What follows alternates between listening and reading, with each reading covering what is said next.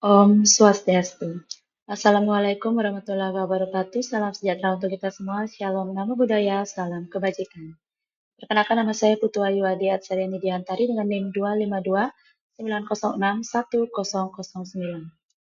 Saya akan memaparkan materi Trita Karana tentang implementasi Trita Karana dalam kebijakan dan manajemen desa di Bali. Adapun topik bahasannya ada dua, yaitu yang pertama konsep dasar dan kerangka manajemen yang terdiri dari memahami Trihita Karana dan manajemen pemerintahan desa berbasis Trihita Karana. Yang kedua, implementasi kebijakan di tingkat desa yang terdiri dari implementasi Trihita Karana pada dimensi pahariangan. Yang kedua, implementasi Trihita Karana pada dimensi pawangan. Yang ketiga, implementasi Trihita Karana pada dimensi palemahan. Dan yang terakhir, studi kasus dan dampak kunci. Baik, saya akan menjelaskan yang pertama mengenai konsep dasar dan kerangka manajemen. Memahami Trihita Karana. Trihita Karana merupakan falsafah hidup Hindu Bali yang menekankan tiga penyebab kesejahteraan atau hita, yang pada hakikatnya Trihita Karana adalah sikap hidup yang seimbang di antaranya hubungan harmonis dengan Tuhan, pariangan, hubungan harmonis dengan manusia, pawangan, dan hubungan harmonis dengan alam atau palemahan. Relevansinya pada tingkat desa yaitu Trihita Karana menjadi landasan etika, tata ruang, dan kebijakan yang diwujudkan melalui pemerintahan desa, dinas, dan desa adat. Manajemen pemerintahan desa berbasis Trihita Karana. Prinsip manajerial pemerintahan desa atau manajemen Trihita Karana. Yang pertama, pariangan, etika, dan integritas. Keputusan dan tindakan administratif didasarkan pada kejujuran dan moralitas atau satya. Yang kedua, setiap rapat atau pengambilan sumpah pegawai diawali dengan doa bersama untuk penekanan pada integritas ASN atau perangkat desa. Yang kedua yaitu pawangan, kolektivitas, dan transparansi. Mengutamakan musyawarah mufakat dan semangat gotong royong. Menerapkan sistem transparansi anggaran desa yang mudah diakses warga, gaya kepemimpinan yang partisipatif di mana pemimpin ikut berbaur dan berkolaborasi dengan masyarakatnya. Yang ketiga, pelemahan atau efisiensi dan green office.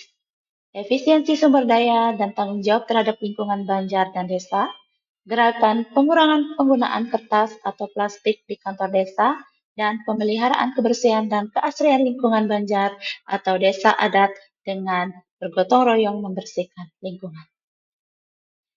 Implementasi kebijakan di tingkat desa. Implementasi Trihita Karana pada dimensi pariangan. Tujuan kebijakan ini yaitu mendukung kehidupan spiritual dan pelestarian budaya sakral. Contoh kebijakan di desa yaitu pengalokasian dana keagamaan dengan menganggarkan dana desa secara rutin untuk pemeliharaan pura, riwayatnya, dan pelaksanaan upacara keagamaan, biodalan, dan rarainan. Dukungan seke budaya dengan mendukung aktivitas seke atau kelompok seni tradisional yang memiliki nilai sakral seperti seke tari atau seke tabuh.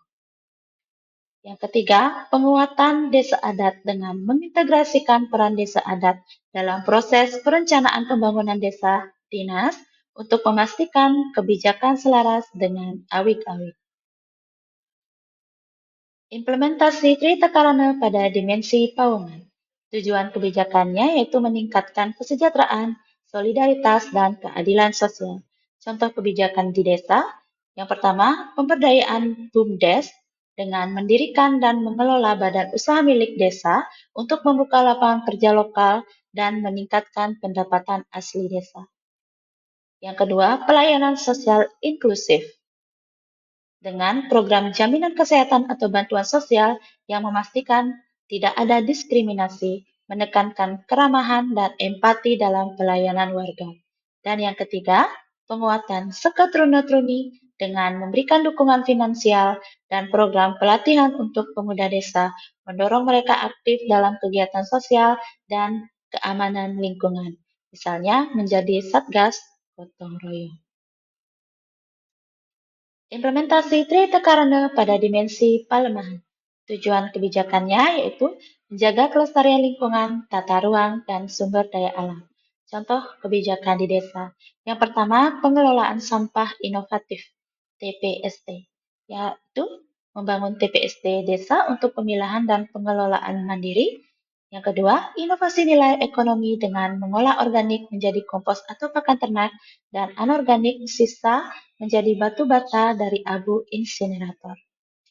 Selanjutnya, awik-awik tata ruang dengan peraturan desa atau adat yang melindungi lahan subak dari alih fungsi dan menetapkan zona larangan membangun sempadan sungai, pantai, dan juga pura. Yang ketiga, pariwisata berkelanjutan dengan kebijakan yang mewajibkan usaha pariwisata hotel atau restoran agar ramah lingkungan dan melibatkan sumber daya manusia lokal secara proporsional. Studi kasus dan dampak kunci. THK atau Trihita Karana menciptakan desa yang berdaya dan berkelanjutan. Dampak nyatanya yaitu yang pertama, pada bidang ekonomi dengan peningkatan kemandirian fiskal desa melalui BUMDes dan bank sampah. Yang kedua, di bidang sosial dengan menurunnya konflik sosial berkat peran mediasi desa adat dan tingginya semangat pawongan. Dan yang ketiga, pada bidang ekologi dengan lingkungan lebih bersih, subak terlindungi, dan terwujudnya sirkular ekonomi atau pengolahan sampah. Di sini ada bukti atau gambar yang menerapkan Trihita Karana pada suatu desa di Bali. Yang pertama ini ada gambar desa pengelipuran yang asri dan bersih.